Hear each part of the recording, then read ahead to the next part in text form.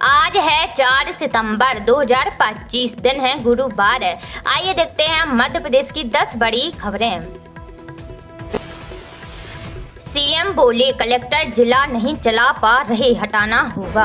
आपको बता दें, मुख्यमंत्री डॉक्टर मोहन यादव ने उन कलेक्टरों की प्रशासनिक व्यवस्था पर नाराजगी जताई है जो खाद्य वितरण के मामले में किसानों का गुस्सा कंट्रोल नहीं कर पा रहे हैं। खाद्य की कमी के नाम पर सरकार की किरकिरी हो रही है। ऐसे जिलों के कलेक्टरों को हटाने पर भी विचार किया जा सकता है। सीएम ने कलेक्टरों से कहा कि खाद्य वितरण सही नहीं हुआ, मतलब जिला नहीं चला पा रहे, हटाना होगा। मुख्यमंत्री ने यह नाराजगी रीवा में मंगलवार को खाद्य वितरण को लेकर उपजे असंतोष और वहां हुए लाठीचार्ज के चलते जताई। सीएम डॉक्टर यादव ने प्रदेश की अतिवृष्टि और बाढ़ प्रभावित क्षेत्रों में राहत कार्यों और जिलों में खाद्य वितरण की स्थिति की सीएम हाउस से वीडियो कॉन्फ्रेंसिंग के जरिए समीक्षा की है। मुख्यमंत्री डॉक्टर यादव ने कहा कि जिलों में खाद्य वितरण के संबंध में जिला प्रशासन जरूरी व्यवस्था बनाए, जिलों में उपलब्ध खाद्य की उचित वितरण व्यवस्था सुनिश्चित की जाए। खाद्य वितरण के संबंध में किसान संगठनों के प्रतिनिधियों से जिला प्रशासन लगातार संवाद और संपर्क में रहे। शिवपुर में मार्केट डूबा, हारदा में गांवों का संपर्क कटा, 5 बांधों के गेट खुले। आपको बता दें, मध्य प्रदेश में बुधवार को तेज बारिश का दौर जारी रहा। पंचमढ़ी, रतलाम, नरसिंहपुर में 1 इंच, इंदौर, खरगोन, भोपाल, ग्वालियर, शिवपुरी में 1.25 इंच, उज्जैन, दमोह और रायसेन में आधा इंच से अधिक पानी गिर गया है। गुना में आधा इंच बारिश हुई है।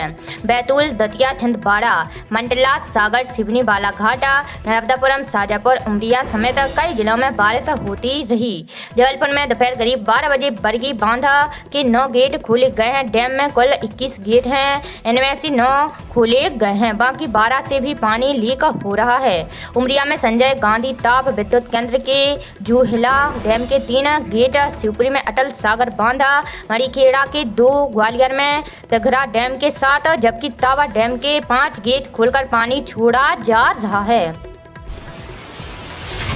इंदौर में अब तक 2 बच्चों की मौत चूहे ने कुतरा था, एम.वाई अस्पताल की लापरवाही से गई जान। आपको बता दें, इंदौर के सबसे बड़े सरकारी एम.वाई अस्पताल के NICU में भर्ती एक और नवजात की बुधवार को मौत हो गई है। चूहे ने सोमवार को उसके हाथ पैर कुतरे थे। इससे पहले मंगलवार को भी एक नवजात बच्ची ने दम तोड़ दिया था। इस मामले में मानव अधिकार आयोग ने संज्ञान लिखा है। आयोग ने अस्पताल अधीक्षक को पत्र लिखकर 1 महीने में जांच कर रिपोर्ट सौंपने को कहा है। इससे पहले चिकित्सा शिक्षा विभाग ने डीन से स्पष्टीकरण मांगा है। इस मामले में 2 नर्सिंग ऑफिसर को सस्पेंड कर दिया गया है और अन्य को शो कॉज नोटिस दिया गया है। मामले की जांच के लिए हाई लेवल कमेटी बनाई गई है। दिल्ली में यमुना का पानी घरों में घुसा, 12,000 लोगों को हटाया। आपको बता दें, दिल्ली, उत्तर प्रदेश, बिहार, पंजाब, हरियाणा और राजस्थान समेत पूरे उत्तर भारत में बुधवार को तेज बारिश के कारण नदियां उफान पर हैं। बाढ़ के कारण यहां जनजीवन अस्त व्यस्त हो गया है। मौसम विभाग के अनुसार इन राज्यों के कई हिस्सों में अगले 24 घंटे में तेज बारिश होने की आशंका है। दिल्ली NCR के कुछ हिस्सों में सुबह की बारिश के बाद पुराने रेलवे पुल पर यमुना का जल स्तर 207 मीटर तक पहुंच गया है। यमुना खतरे के निशान 205.33 मीटर से ऊपर बह रही है। अब तक का हाईएस्ट वाटर लेवल 208.66 मीटर था। बरकत उल्ला विश्वविद्यालय में आरंभ होंगे रोजगार परक पाठ्यक्रम और विद्यार्थियों को मिलेगी बस सुविधा। आपको बता दें, मुख्यमंत्री डॉक्टर मोहन यादव ने कहा है कि प्रदेश में शिक्षा के बदलते दौर में सभी विश्वविद्यालयों को गुणवत्तापूर्ण शिक्षा के लिए तैयार किया जा रहा है। प्रधानमंत्री नरेंद्र मोदी भारत के बेहतर भविष्य की संभावनाओं के लिए दुनिया में मिसाल कायम कर रहे हैं। वे दिन गए जब भारत किसी बड़े देश के पीछे चलकर पहचान बनाता था। हमें गर्व है कि आज भारत किसी पर निर्भर नहीं है। भारत के बदलते समय का विश्वविद्यालय के छात्र पूरा उपयोग करें। हमारे युवा बेहतर तकनीक का उपयोग करते हुए देश को आगे ले जाने का सपना देखें और उसे पूरा करने के लिए परिश्रम करें। राज्य सरकार विश्वविद्यालयों के छात्रों के साथ है। हमारे युवा नौकरी पाने वाले नहीं, रोजगार देने वाले बने। सरकार हर संभव सहायता और प्रशिक्षण उपलब्ध करा रही है। प्रदेश के विश्वविद्यालयों में कृषि संकाय की पढ़ाई शुरू की गई है। मुख्यमंत्री डॉक्टर यादव ने बरकत बरकतउल्लाह विश्वविद्यालय में सभी नए रोजगार परक पाठ्यक्रम आरंभ करने और विद्यार्थियों को आवागमन के लिए निःशुल्क बस सुविधा उपलब्ध कराने की घोषणा की है।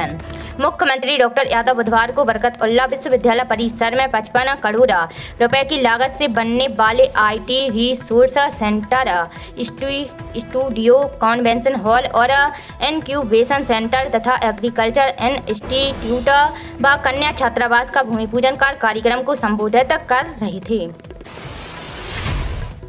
MPESB 339 पदों पर निकली है भर्ती, 23 सितंबर तक करें आवेदन। आपको बता दें, मध्य प्रदेश में सरकारी नौकरी पाने का सुनहरा मौका है। कर्मचारी चयन मंडल ने ग्रुप 2 सब ग्रुप 3 के लिए 300 से अधिक पदों पर भर्ती निकाली है।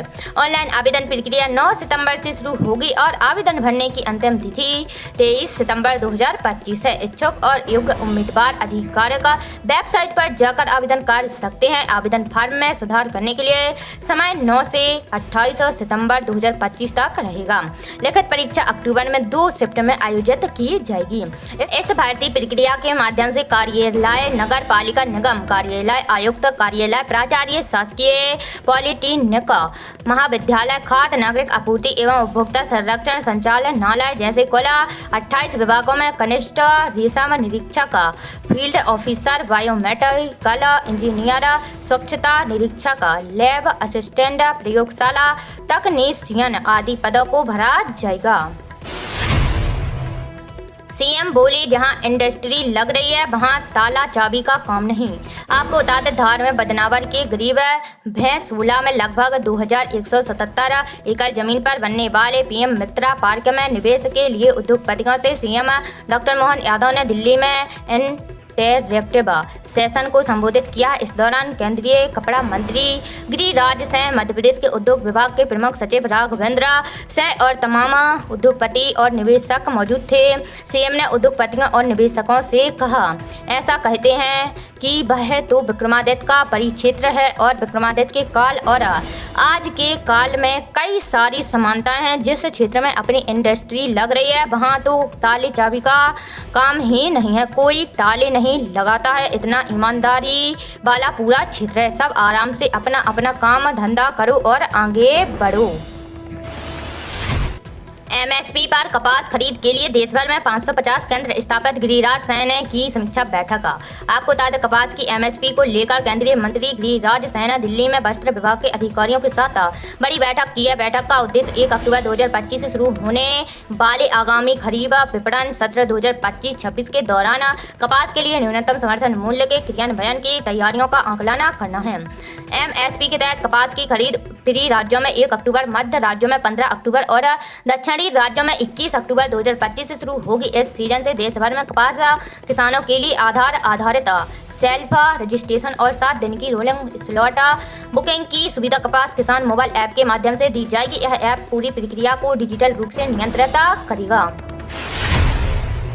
राज्य बाढ़ ग्रस्त घोषित, सेना की मदद मांगी। आपको बता दें, पंजाब के सभी 23 जिले बाढ़ की चपेट में। राज्य सरकार ने पूरे प्रदेश को आपदा प्रभावित घोषित करते हुए सभी कर्मचारियों की छुट्टियां रद्द कर दी हैं और स्कूल कॉलेजों की छुट्टियां 7 सितंबर तक बढ़ा दी गई हैं। साथ ही सीएम भगवंत मान ने 5 सितंबर को कैबिनेट मीटिंग भी बुला ली है। कई प्रभावित क्षेत्रों में ग्रामीण खुद बांध मजबूत करने और बचाव कार्यों में जुटे हैं। वही प्रशासन, सेना और NDRF राहत और रेस्क्यू में लगे हुए हैं। MP के कर्मचारियों को बोनस में मिलेगा पूरे महीने का वेतन, मंत्री ने की घोषणा। आपको बता दें, मध्य प्रदेश सरकार ने प्रदेश के नागरिक आपूर्ति निगम से जुड़े कर्मचारियों अधिकारियों को बड़ी खबर दी है कि निगम के कर्मचारी लंबे समय से वेतन वृद्धि और अन्य सुविधाओं की मांग कर रहे थे, जिन्हें राज्य सरकार ने स्वीकृत करते हुए निगम के कर्मचारियों को 1 महीने का वेतन बोनस के रूप में देने की घोषणा की है। साथ ही शासकीय कर्मचारियों को मिलने वाले अन्य लाभ भी देने का ऐलान किया है। इस नई घोषणा से नागरिक आपूर्ति निगम के कर्मचारियों को काफी राहत मिलेगी। इस वेतन वृद्धि और बोनस का लाभ भंडार गृह निगम के कर्मचारियों को भी दिया जाएगा। यह निर्णय मंगलवार को आयोजित नागरिक आपूर्ति निगम और भंडार गृह निगम के संचालक मंडल की बैठक के दौरान लिया गया है। इस बैठक में प्रदेश के खाद्य एवं आपूर्ति मंत्री गोविंद सिंह राजपूत भी मौजूद थे।